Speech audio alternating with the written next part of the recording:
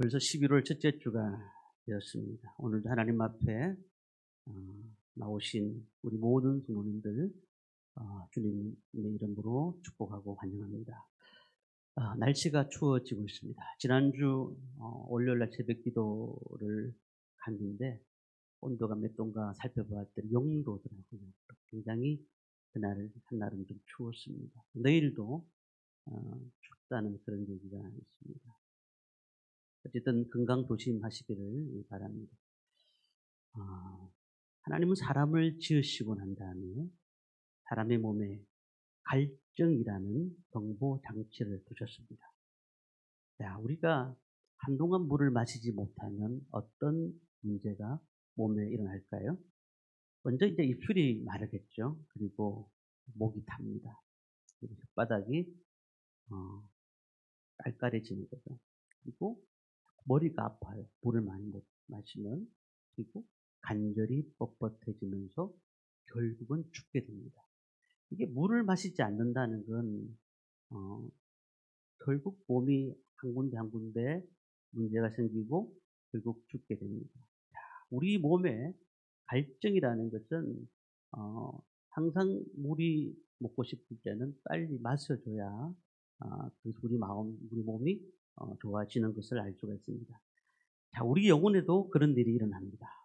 우리가 영적인 물을 마시지 않으면은 우리 마음에 다급한 신호들이 계속해서 나타납니다. 첫 번째 나타나는 신호는 화를 많이 냅니다. 화를 많이 냅니다. 작은 일에도 염려가 생깁니다. 그리고 죄의식에 대해서 굉장히 깊어지고 두려움이 생기는 겁니다.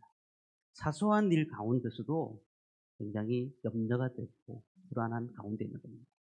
영적으로 갈급한 사람들, 영적으로 목마른 사람들의 특징은 늘 불안하게 산다는 것, 늘 부담스럽게 산다는 것, 불평이 많다는 것. 이것이 영적으로 불안한 사람이고 다급한 신호가 있다는 사실이죠. 자, 그렇다고 하면은 우리 육체의 물을 마시지 못했을 때 나타나는 현상, 또한 이렇게 영적인 물을 마시지 못했을 때 나타나는 현상. 우리가 중요한 것은 또 물을 마시더라도 어떤 물을 마셔야 될까요? 맑은 물을 마셔야 돼요. 좋은 물을 마셔야 돼요. 그렇지 않으면 좋은 물을 마시지 않으면 우리 몸에 다시금 병이 생기기 시작하는 것입니다. 오늘 말씀은 목마름에 대한 말씀입니다. 예수님께서 어느 날 사마리아 수가라는 동네를 지나가시다가 우물가에서 한 여인을 만났습니다. 자, 이 여인에게 뭐라고 하시느냐 하면 물을 달라라고 요청을 하십니다. 그런데 그 여인이 어떻게 반응을 했는가? 9절 말씀에 보면 나와 있죠. 우리 9절 말씀을 함께 읽겠습니다. 사마리아 여자가 이르되 당신은 유대인으로서 어찌하여 사마리아 여인이 나에게 물을 달라 하나이까 하니 이는 유대인이 사마리아인과 상종하지 아니함이더라. 당신은 유대인 남자고 나는 사마리아 사람인데 어떻게 나에게 물을 달라고 하느냐라는 겁니다. 뭐 정확하게 보면 물 한 컵 주는 게 뭐가 어떻겠습니까? 그런데 여기는 역사적인 배경이 따라옵니다. 그 좁은 땅에 유다와 그리고 사마리아로 나눠져 있는 상태입니다. 우리나라가 남한과 북한으로 나눠져 있는 것이 비슷하다고 보시면 되겠습니다. 자, 그런데 이 유대인들은 사마리아인을 굉장히 사이가 좋지 않은 이유가 있는데 멸시합니다. 그 이유가 이 사마리아인, 결국 북이스라엘이라는 나라였잖아요. 이 나라가 어떻게 멸망합니까? 아수르에 의해서 멸망당합니다. 그런데 이 아수르가 정책을 펴는데 소수민족 말살 정책을 펴니다. 이게 뭐냐면 그 북이스라엘 사람들이 자기 정체성을 갖지 못하도록 많은 다른 나라 민족들과 결혼을 시켰습니다. 그래서 유대인들이 그들을 보면서 잡종이다라고 말을 했어요. 유대인들은 사마리아인들이 같은 민족이라고 생각하지 않는 겁니다. 유대인들은 사마리아인들을 보면서 굉장히 싫어하고 그러다 보니까 사마리아인들도 유대인들을 보면 싫어하는 그런 상태라고 보시면 되겠습니다. 목마른 사람에게 물 한 컵 주는 것이 이것이 무슨 관련이 있는가? 이 사마리아 여자의 그릇을 유대인 남자가 사용하지 않습니까? 이것이 또한 원래 그들이 하지 않는 행동 중에 하나입니다. 자, 그러다 보니까 물 주는 것을 좀 별로 꺼려했다는 거죠. 예수님이 그에게 이렇게 대답하십니다. 우리 10절 말씀을 함께 읽습니다. 예수께서 대답하여 이르시되 내가 만일 하나님의 선물과 또 내게 물 좀 달라는 네가 누구인 줄 알았더라면 내가 그에게 구하였을 것이요 그가 생수를 내게 주었으리라. 유대인들이 상종하지 않는 그 사마리아 여자를 예수님이 찾아가셨어요. 자, 예수님이 왜 찾아가셨을까요?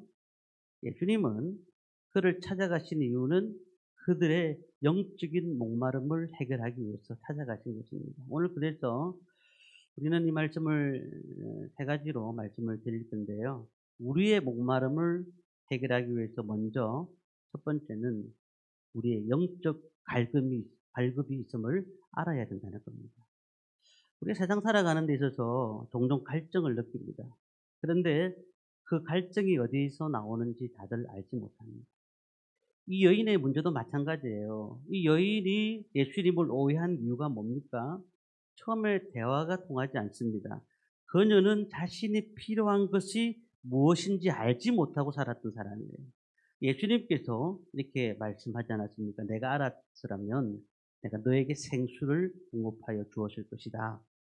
자, 그런데 예수님이 여인에게 물을 달라고 하는 이유를 아시자 이상한 말씀을 하십니다.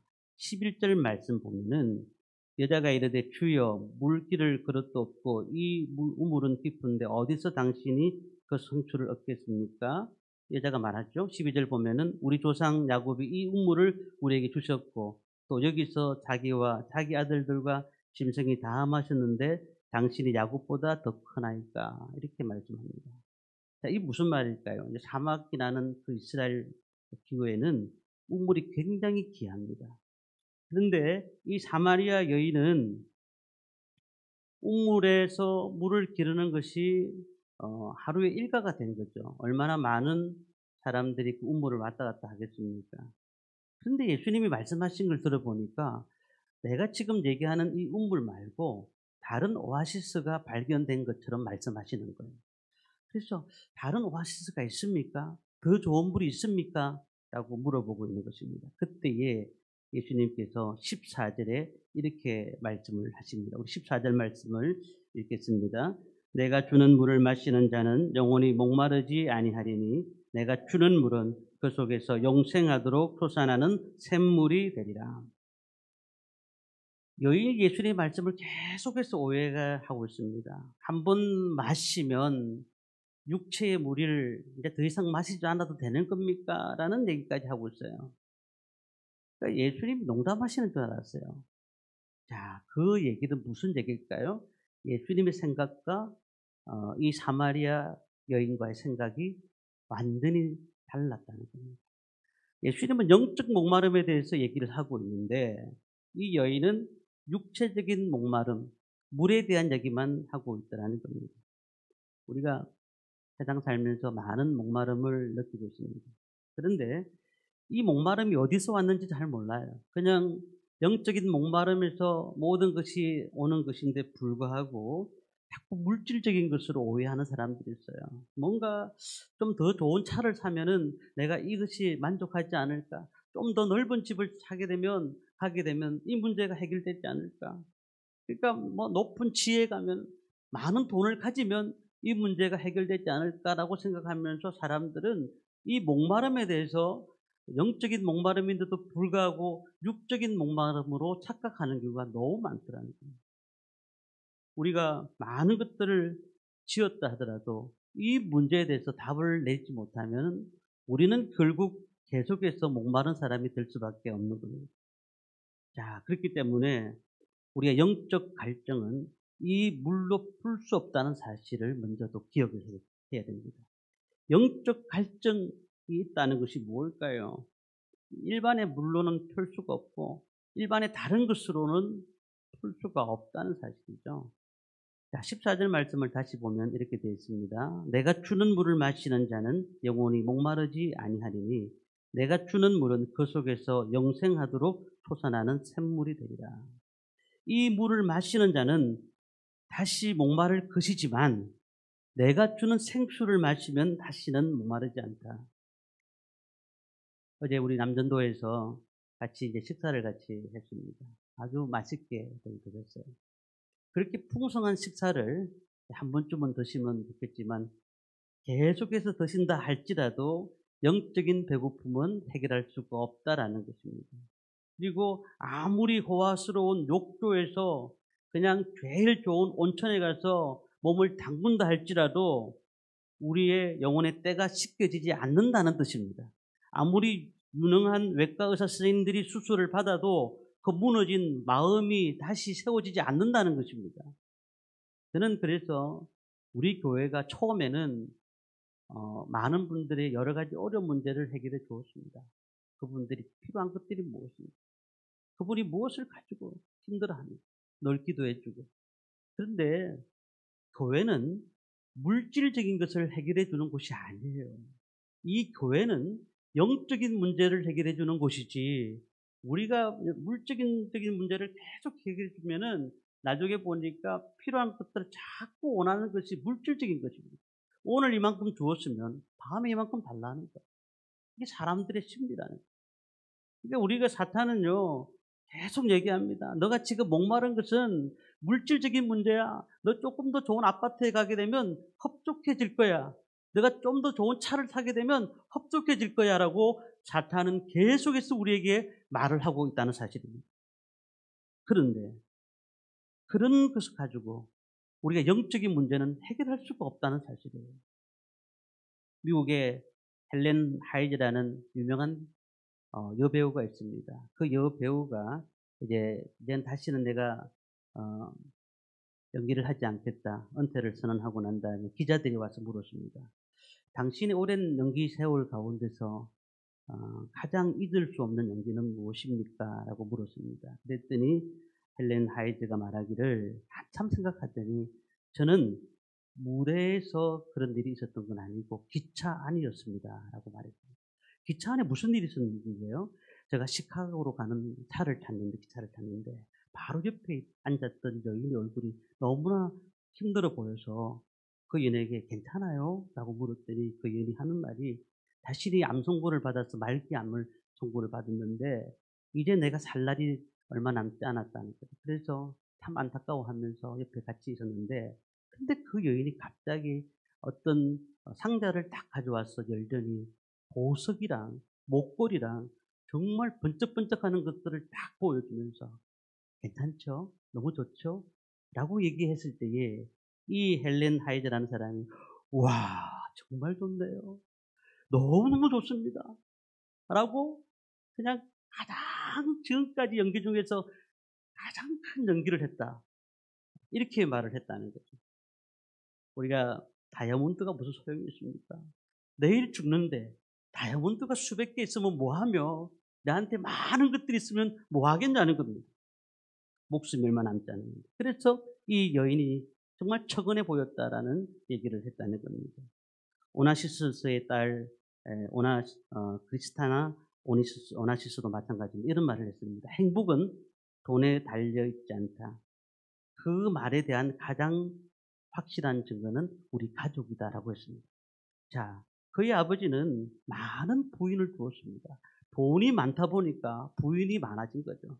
그리고 이 여자에게 돈을 주고 저 여자에게 돈을 주고 하면서 재산을 다 탕진해 버렸던 겁니다. 그러니까 이 돈을 가지고는 영혼의 갈증을 해결할 수가 없다는 사실을 분명히 말하고 있다는 겁니다. 본문의 여인은 우리나라 시간으로 바꾸면 정오 12시에 물을 기르러 왔습니다. 그 더운 날씨에 왜 물을 기르러 왔을까요? 동네 사람들의 눈에 띄고 싶지 않아서 그런 겁니다. 예수님은 그것을 아셨습니다. 그래서 여인과 대화하다가 이렇게 말씀하십니다. 16절 말씀을 보시면요. 이르시되 가서 내 남편을 불러오라. 17절 여자가 대답하여 이르되 나는 남편이 없나이다. 예수께서 이르시되 내 남편이 없다는 말이 옳도다. 8절.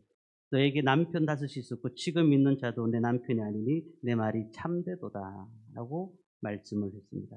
내 말이 옳다. 지금 5명의 남자가 있었는데 그 남자가 다 네 남편이 아니고 지금 있는 남편도 너 남편이 아니다라고 얘기를 하고 있습니다. 이게 무슨 말일까요? 이 여인은 지금까지 그렇게 살아왔던 거죠. 인생의 자기 갈증이 전부 다 그렇게 해소될 걸로 생각했던 것입니다. 요즘 같은 시대에도 5명의 남편을 바꿨다 하면은 기사에 뜰 일이 아니겠습니까? 그런데 그 당시 이스라엘 민족들이 그런 일이 있었다. 그러면은 참으로 놀랄 일입니다. 자, 그런데 이 여자는 어떤 여자였을까요? 평범한 여자는 분명히 아니었을 겁니다. 무언가가 있었기 때문에, 매력적인 무언가가 있었기 때문에 함께 그 여자가 필요한 것들을 얻을 수가 있었겠죠. 용모나 재산이나 사람들이 많은 것들을 가지지 못하는 것들을 분명히 가지고 있었을 것입니다. 그렇지만 그가 지금 예수님과 대화하면서 무슨 얘기를 하고 있습니까?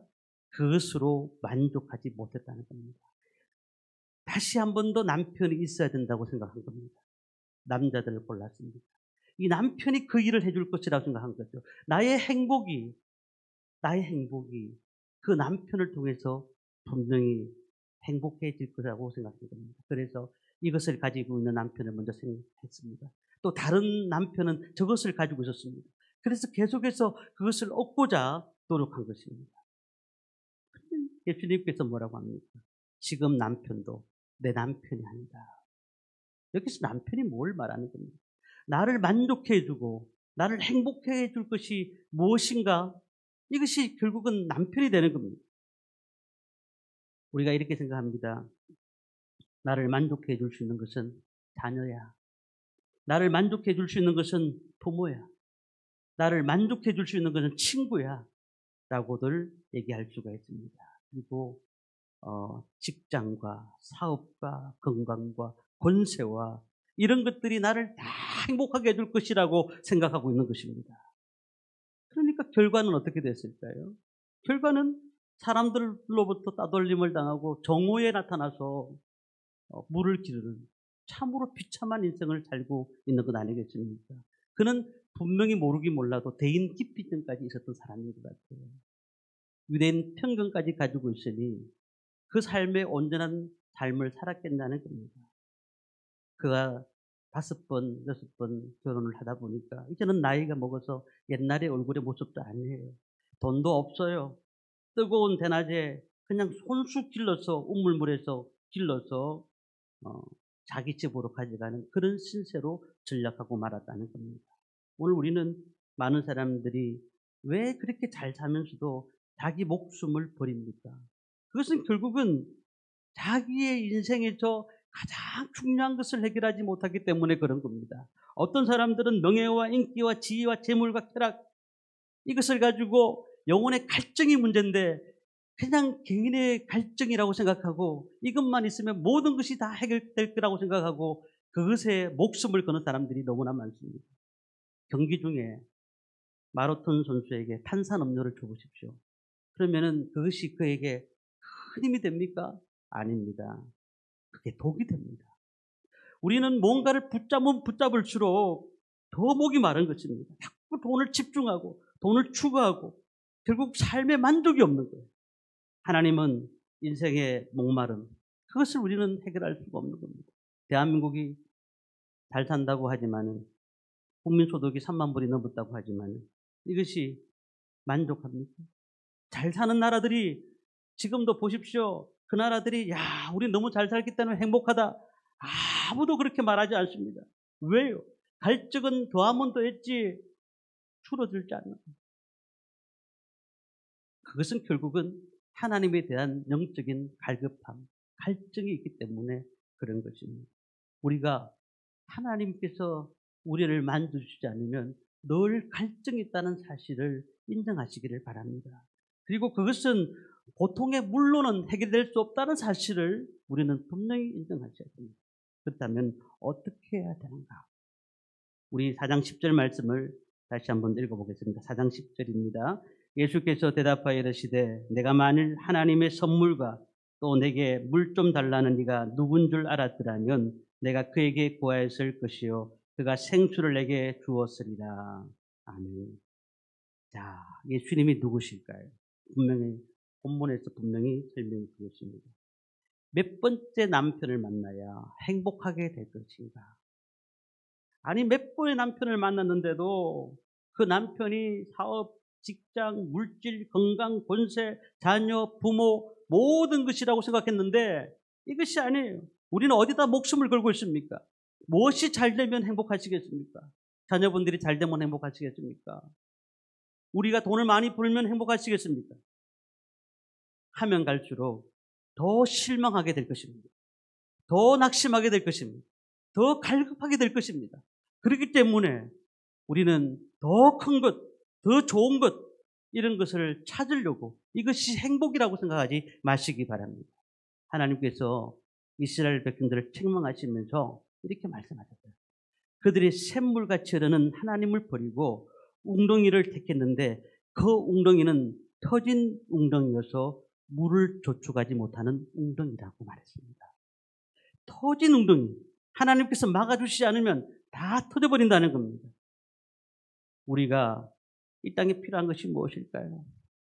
우리는 세상의 것들이 다 우리에게 많은 것들을 갖다 주는 것 같아도 예수님 없이는 우리의 삶은 행복할 수가 없는 겁니다. 예수님은 성경에 보니까 많은 분들을 찾아왔습니다. 호렙산 기슭에 떨기나무 모세 곁에 찾아왔습니다. 감옥에 갇혀 있는 삼손 곁에, 지쳐서 로뎀나무 앞에 쓰러져 있는 엘리야 곁에, 지중해 깊은 바다 물고기 속에 요나 곁에, 엠마오로 가는 두 제자 곁에, 강도 만난 사람 곁에, 열병으로 고생하던 베드로의 장모 곁에, 다메섹 길을 걸어가던 사울 곁에, 밤새도록 그물을 던졌지만은 한 마리도 잡지 못하는 갈릴리 바다 제자들 곁에 주님은 찾아오셨습니다. 그 가운데 계셨기 때문에 그들이 어떤 것들이 필요한지를 몰랐다가 주님을 만나는 순간 그의 인생이 바뀌었다는 사실이에요. 그래서 오늘 10절에 보니까 뭐라고 되어 있습니까? 하나님의 선물과 하나님의 선물. 오늘 우리 성도님들 금강을 하나씩 받았다고 생각하십시오. 오늘 돌아갈 때 제가 금을 하나씩 드린다고 생각하면 얼마나 좋겠습니까? 이 금이 얼마나 좋으냐. 그냥 우리 아이들 공부도 시키고 또한 앞으로 노후 대책도 하고 집도 살 만한 금이라고 생각해 보십시오. 그러면은 그냥 눈을 뜨고 받아갔을 것입니다. 자, 우리가 그런 금강이 있습니다. 누굴까요? 예수 그리스도입니다. 그분이 우리를 살리시고 그분께 맡기면은 우리의 삶이 달라지는 줄 믿습니다. 우리가 예수님 앞에 나오는 사람들은 세상의 어떤 것보다 주님을 만나게 되면 눈물이 나고 그분을 만나는 순간 내 인생이 달라지고 내 삶이 변화가 일어나고 하나님의 은혜를 경험할 때에 하나님, 내가 지금까지 잘못 살았습니다. 내가 하나님 뜻대로 산다고 하였지만 나는 내 다음에 하나님이라고 생각했습니다. 내가 필요한 것은 내가 다 요구하지만은 주님이 들어갈 자리는 내 가운데 없었습니다. 혹시 우리가 그렇게 살고 있지는 않습니다. 세상의 많은 종교는 내가 신을 찾아가는 겁니다. 그러나 예수님께서는 직접 우리를 찾아오셨습니다. 우리의 공허하고 답답하고 힘든 마음을 찾아오셔서 다시금 주님이 우리에게 힘든 문제를 해결할 수 있도록 은혜를 베풀어 주셨다는 겁니다. 요한복음 7장 37절, 38절에 보면 이렇게 말씀합니다. 명절 끝날 곧 큰 날에 예수께서 서서 외쳐 이르시되 누구든지 목마르거든 내게로 와서 마시라. 나를 믿는 자는 성경의 이름과 같이 그 배에서 생수의 강이 흘러나오리라. 예수를 믿고 성령을 받으면 우리 가운데 세상 사람들이 누리지 못하는 성령의 역사가 나타나며 내 가운데서 은혜의 폭포수가 일어나게 된다는 말씀입니다. 이유가 뭘까요? 이 수가성 여인의 문제는 가장 큰 문제는 죄였습니다. 그가 자신이 찾고 있는 것이 자신의 힘으로 할 수 있다고 생각했는데 결국은 수가성 여인은 예수님을 만나는 순간 자신이 죄인임을 알았다는 겁니다. 오늘 우리는 죄에 한번 빠지면은 발품을 칠 수가 없어요. 나올 수가 없는 거예요. 그러니 막 어떻게 하든지 나와보려고 막 발버둥을 치는데 다시 늪에 빠지는 겁니다. 그런데 죄보다 강하신 분이 누굴까요? 예수 그리스도입니다. 그분을 믿고 그분을 의지하면은, 그분과 함께 하면은 우리의 모든 문제가 해결될 줄 믿습니다. 그렇기 때문에 예수를 만날 때 진정한 갈증이 해결되는 겁니다. 우리가 전도하는 현장에 가만히 보면은 어떤 분들이 얘기를 합니다. 종교적인 질문을 던지는 사람이 있습니다. 자기는 다 안 돼요. 성경에서 너무너무 많이 안 돼요. 그리고 어떤 믿는 성도님들 가운데도 그래요. 교회에 나는 몇 년을 다닌 줄 아냐고. 내가 30년, 40년을 예수 믿었다고. 교회에 내가 봉사한 지가 얼마인 줄 아느냐고. 내가 20년을 봉사했다고. 그리고 내가 다니는 교회가 얼마나 큰 교회인 줄 아느냐고. 한국에서 몇 번째 되는 교회라고. 이런 것이 무엇을 자랑할 수가 있겠냐는 거예요. 종교 지식이 아무리 많아도, 교회 봉사가 아무리 헌신적이라도 그에 대해서 평화를 누릴 수가 없어요. 우리는 살아계신 예수님을 인격적으로 만날 때에, 그때 주님께서 늘 우리와 함께 하시는 사실을 깨달을 때에 우리는 어렵고 힘든 길을 간다 할지라도 주님이 우리를 만나주시기 때문에 얼마나 감사하고 기쁜지 모른다는 사실입니다. 저는 어제 결혼식에 다녀왔습니다. 토요일 날에 보통 나가지 않는데 그 결혼식은 꼭 가야 되는 결혼식이었습니다. 10년간 부교육자로 섬겼던 그 목사님의 아들이고, 그 목사님의 아들이 제가 가르친 제자이기 때문에 또 가봐야 돼서 포항까지 갔었습니다. 근데 그 가니까 전에 있던 교회 성도들이 나를 저를 너무 반겨주는 거예요. 근데 어떤 두 사람이 저한테 막 달려와가지고 목사님하고 손을 꼭 잡아요. 누군가 보았더니 그 여청년이 제가 고신대학교 졸업을 할 때, 고신대학교 다닐 때 정말 많이 도와줬어요. 부모님이 고신대 가는 것을 반대도 했고, 그러면서 제가 계속 도와주고, 물질로, 그 다음에 뭐 여러 가지 환경으로 도와줬더니, 그리고 난 다음에 몇 년 있다가 청년회장을 만나서, 그 교회에서 청년회장을 만나서 결혼을 했어요. 결혼을 해가지고 인천에 가서 살고 있습니다. 나이가 44살 정도 되는 자인데, 그래서 둘이 와가지고 뭐라 하느냐면, 목사님 너무너무 죄송합니다. 너무너무 죄송합니다. 난 그런 생각은 안 해봤는데 본인이 죄송하대요. 그러면서 하는 말이, 목사님이 도와주신 것이 얼마인데, 근데 나는 목사님을 한 번도 찾지 못하고 여기서 만나서 너무 죄송합니다. 그렇게 말을 하더라고요. 내년도에 본사를 치면 안 돼요. 근데 제가 그런 생각을 했습니다. 오늘 말씀과 대비해서 느낌이 왔어요. 예수님을 알게 되면은 먼저 자신의 죄가 생각이 나요. 두 번째는요, 자신의 잘못된 행동들이 생각이 나는 겁니다. 내가 저 사람한테 너무 많은 은혜를 받았는데, 그러면서 그를 생각하게 돼요. 미안하게 돼요. 아파하게 돼요.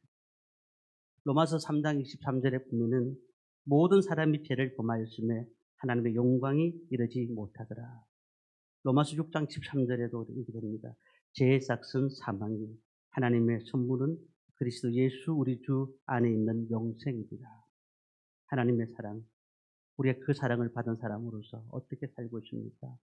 정말로 하나님 앞에 우리가 어떤 모습으로 살고 있습니까? 주님이 주시는 그 목마름을 가지고 그 목마름을 해결할 수 있는 예수님을 부여잡고 살고 있습니까? 우리에게 놀라운 은혜가 있습니다. 저는 말씀의 결론을 드리려고 하는데, 이 놀라운 은혜가 주님께서 말씀하시면서 23절, 24절에 말씀을 하고 있습니다. 23절, 24절 말씀을 우리 함께 읽도록 하겠습니다. 같이 읽습니다. 아버지께 참되게 예배하는 자들은 영과 진리로 예배할 때가 오나니 곧 이때라. 아버지께서는 자기에게 이렇게 예배하는 자들을 찾으시느니라. 하나님은 여기시니 예배하는 자가 영과 진리로 예배할지니라. 예배에 대한 갈급함을 얘기하면서 내가 주님을 만났으면 이제 예배하는 자가 되라. 우리가 예수를 믿는다는 것은 하나님을 인격적으로 만난 사람들이 첫 번째 행한 것은 예배예요.